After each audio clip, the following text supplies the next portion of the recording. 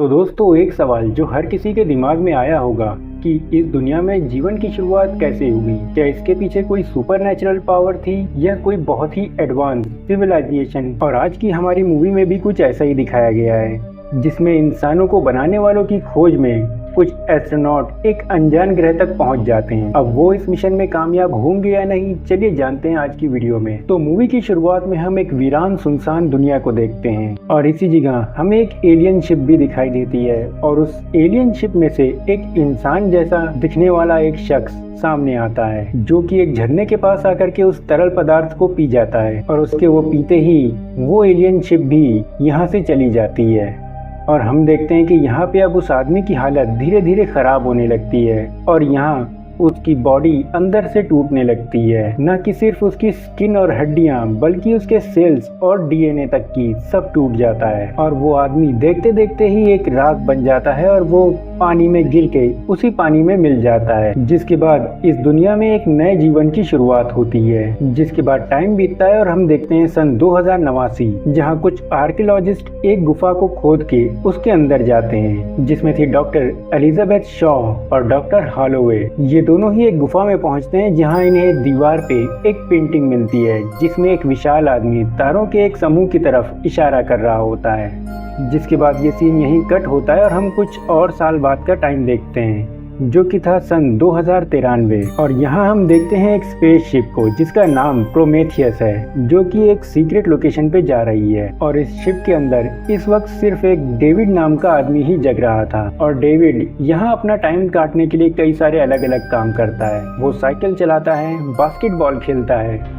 और कई सारी एंशिएंट लैंग्वेजेस भी सीखता है। और ये सब करते हुए उसे 2 साल बीत चुके हैं और अब अचानक से इस शिप की लाइट फ्लिकर होने लगती है, क्योंकि अब ये लोग जिस मंजिल के लिए निकले थे, ये लोग उस जगह तक पहुंच गए थे। और यहाँ एक फीमेल क्रू मेंबर जगती है, जो कि डेविड की बॉस थी और वो डेविड से बाकी लोगों को भी जगाने को कहती है। जिसके बाद डेविड सभी को जगाता है, जिसमें एलिजाबेथ शॉ और डॉक्टर हॉलोवे भी थे। जिसके बाद इन सभी की एक मीटिंग होती है, जहां वो लेडी आकर बताती है कि उसका नाम मिस विकर है। जिसके बाद वो यहाँ पे एक होलोग्राम प्रोजेक्शन शुरू करती है, जिसमें वेलेंट कॉर्पोरेशन के मालिक फीचर वेलेंट सामने आकर बताते हैं कि इस मैसेज को उन्होंने 2 साल पहले रिकॉर्ड किया था और ये मैसेज इस वक्त प्ले होने का मतलब ये है कि ये लोग अपनी मंजिल तक पहुंच चुके हैं। और यहाँ पे वो डेविड के बारे में भी बताते हैं कि डेविड कोई इंसान नहीं है, बल्कि एक रोबोट है। जिसका मतलब ये है कि ना तो डेविड कभी बूढ़ा होगा और ना ही वो कभी मरेगा। जिसके बाद वो डॉक्टर शॉ और डॉक्टर हॉलोवे को बोलने के लिए कहते हैं और यहाँ पे ये दोनों बताते हैं कि इन्होंने कई सारी एंशिएंट सभ्यताएं मिली, जिनमें दूर दूर तक की कोई भी कनेक्शन नहीं था, लेकिन इस हर सभ्यता में एक चीज कॉमन थी,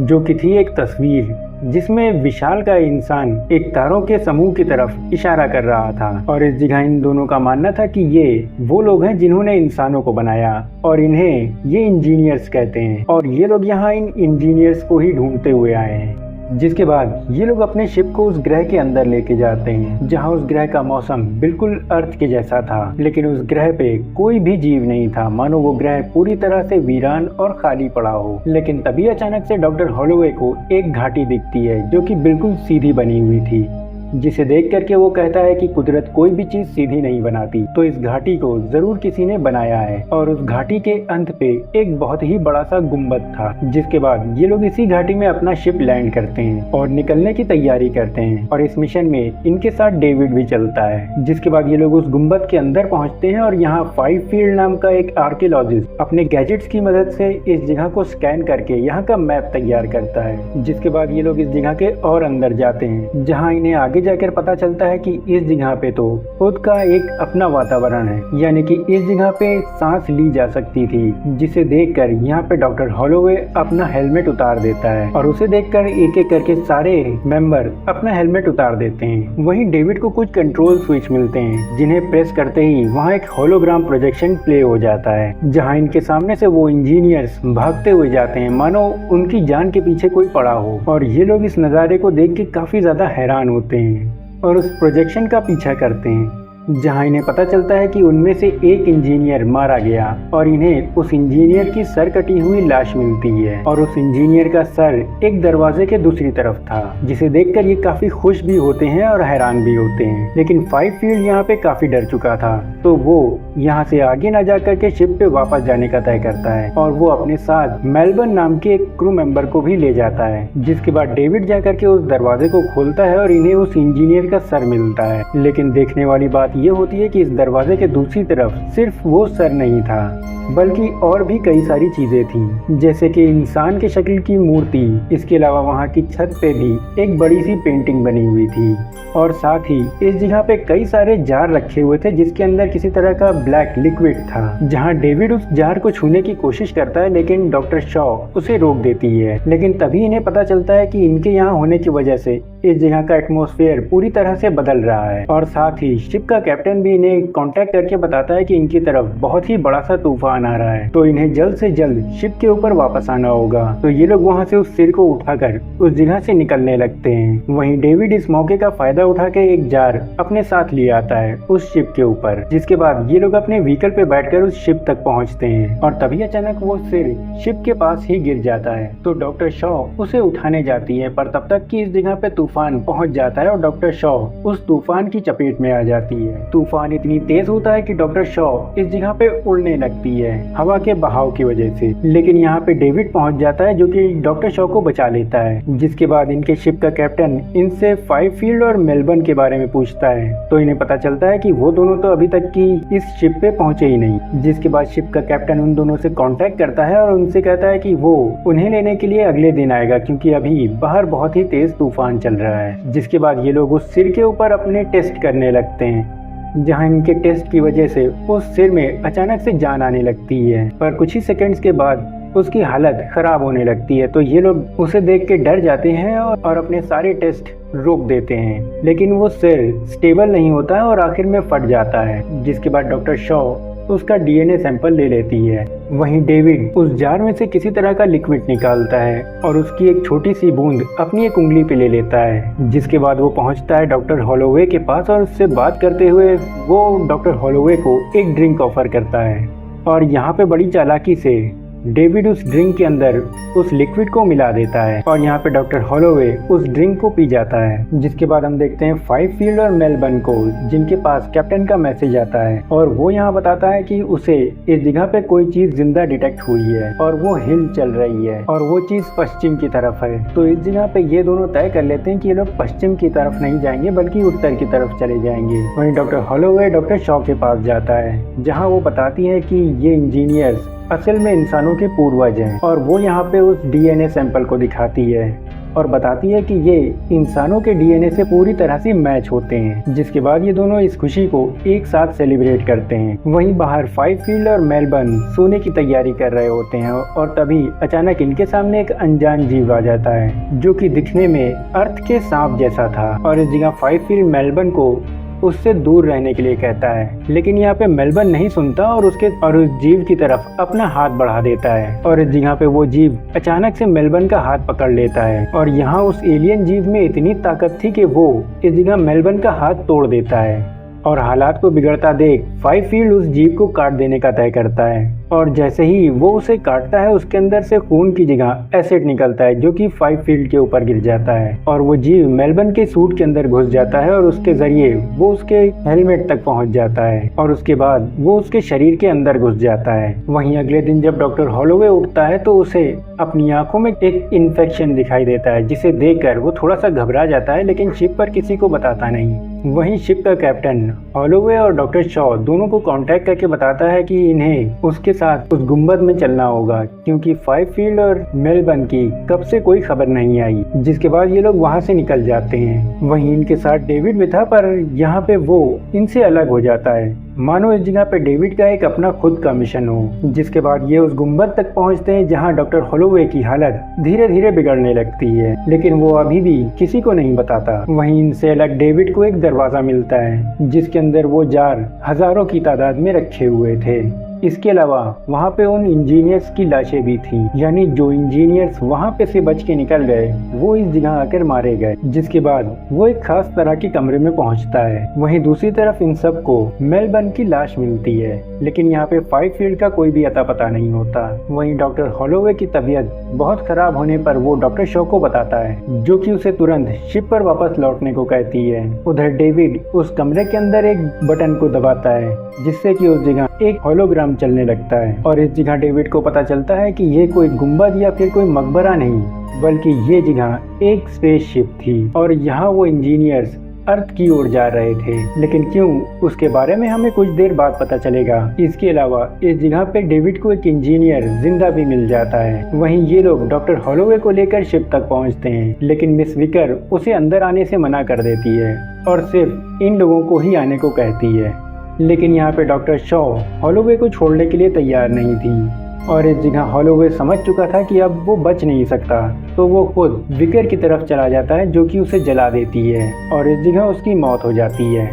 वहीं अब इस हादसे से डॉक्टर शॉ पूरी तरह से टूट जाती है, जिसके बाद डेविड उसकी जांच करता है और इस जगह वो बताता है कि डॉक्टर शॉ प्रेग्नेंट है और उसे 3 महीने हो चुके हैं, जिसे जानकर डॉक्टर शॉ बिल्कुल हैरान रह जाती है, क्योंकि उसके हिसाब से तो वो कभी प्रेग्नेंट ही नहीं हो सकती थी। और यहाँ डेविड उससे पूछता है कि क्या वो डॉक्टर हॉलोवे के साथ इंटीमेट हुई थी, जिसके जवाब में वो कहती है कि हाँ, लेकिन बस 10 घंटे पहले। जिसके बाद डेविड बताता है कि ये कोई नॉर्मल बेबी नहीं है, बल्कि ये एक एलियन है। जिसके बाद शॉ उसे अपने शरीर के अंदर से निकालने को कहती है, लेकिन डेविड उसे बेहोश कर देता है। जिसके बाद दूसरे क्रू मेंबर आकर डॉक्टर शॉ को क्रायो स्लीप में डालने की तैयारी करते हैं, लेकिन वो यहाँ उन पर हमला करके भाग जाती है। वहीं कैप्टन को 5 फील्ड के सिग्नल मिलते हैं, तो वो उसके लिए इस शिप का दरवाजा खोल देता है। जिसके बाद कुछ क्रू मेंबर 5 फील्ड को लेने के लिए बाहर तक की जाते हैं और यहाँ वो उसकी हालत देखकर बिल्कुल हैरान रह जाते हैं, क्योंकि इस जगह पे 5 फील्ड बुरी तरह से इन्फेक्टेड हुआ था। वहीं डॉक्टर शॉ भागते हुए एक मशीन तक पहुँचती है, जो कि बिना किसी डॉक्टर के किसी भी तरह का ऑपरेशन कर सकती थी और यहाँ शॉ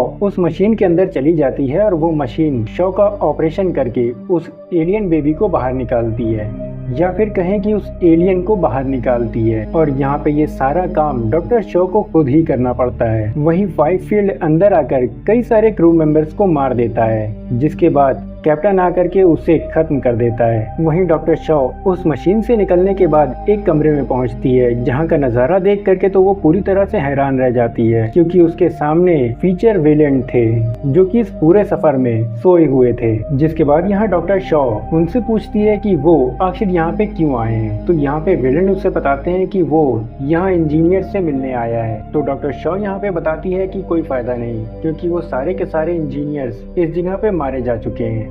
लेकिन यहाँ पे डेविड आकर बताता है कि सारे नहीं, उनमें से एक इंजीनियर अभी भी जिंदा है और वो क्रायोपॉट में सो रहा है और ये लोग यहाँ उसी से मिलने जाने की तैयारी कर रहे हैं। जिसके बाद शॉ वेलेंट से पूछती है कि आखिर वो इंजीनियर से क्यों मिलना चाहता है, तो वो बताता है कि वो मरना नहीं चाहता और वो उनसे जानना चाहता है कि वो किस तरह से खुद को अमर बनाए। जिसके बाद डॉक्टर शॉ भी इनके साथ जाने के लिए तैयार हो जाती है। वहीं शिप से निकलने से पहले शिप का कैप्टन आकर डॉक्टर शॉ से मिलता है और वो यहाँ आकर के बताता है कि ये प्लेनेट इंजीनियर्स का कोई घर नहीं बल्कि एक मिलिट्री बेस है और इस जगह वो लोग अपने जैविक हथियार रखते थे, जो कि पूरी की पूरी प्लेनेट की पॉपुलेशन को कुछ ही सेकंड में खत्म कर दे। और वो यहाँ से निकलने को कहता है, पर शॉ इस जगह मना करके निकल जाती है। जिसके बाद डेविड इन्हें उस जगह तक की ले जाता है और यहाँ जो तरीका शिप को चलाने का उसने होलोग्राम में देखा था, वो उसी तरीके से शिप को कंट्रोल करता है और उस सोए हुए इंजीनियर को जगा देता है, जो कि उठने के बाद इन्हें देखकर काफी हैरान होता है। और इस जगह वेलेंट डेविड से उससे बात करने को कहते हैं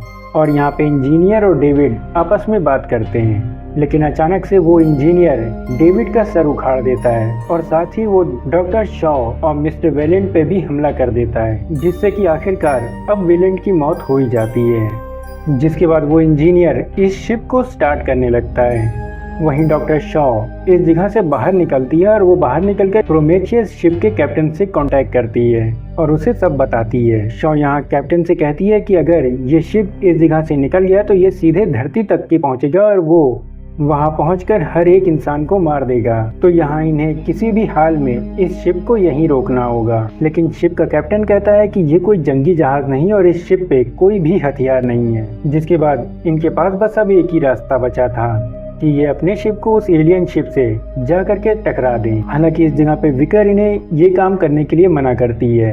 तो इस जगह पे कैप्टन विकर के लिए एक लाइव पोर्ट इस प्लेनेट पे लैंड करा देता है और उससे यहाँ से निकल जाने को कहता है, जिसके अंदर विकर 2 साल तक की जिंदा रह सकती थी।